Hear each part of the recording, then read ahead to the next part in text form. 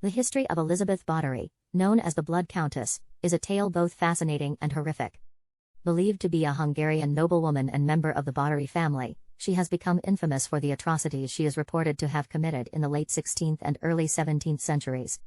Born in 1560, Elizabeth's parents were members of an upper-class family who held a significant amount of wealth and power in Hungary.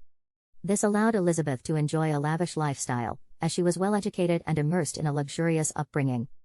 As a young adult, she married the cousin of her cousin, Count Ferenc Nadasdy, and together they had 5 children.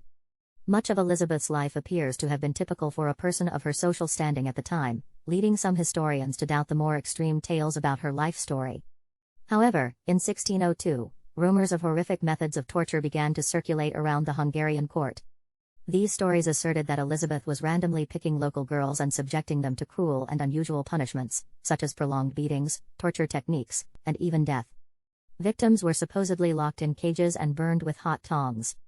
As reports of Elizabeth's cruelty spread, a series of investigations were launched, making her the first person ever to face criminal charges. These inquiries were conducted by both the church and the local nobility, who found evidence of numerous murders. Eventually, Elizabeth was convicted of 80 counts of murder and imprisoned in an old tower on her estate in Chait, which her husband had bought for her. It is rumored that she may have kept other victims in the tower before meting out her horrific punishments.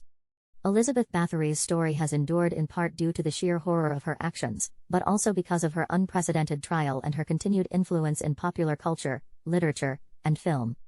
Her reputation has even extended to the modern era, as people continue to debate her story centuries after her death. Still, in the face of time and further inquiry, Elizabeth's monstrous deeds have become increasingly difficult to deny, as her guilt and her horrifying reputation have become firmly cemented in the annals of history.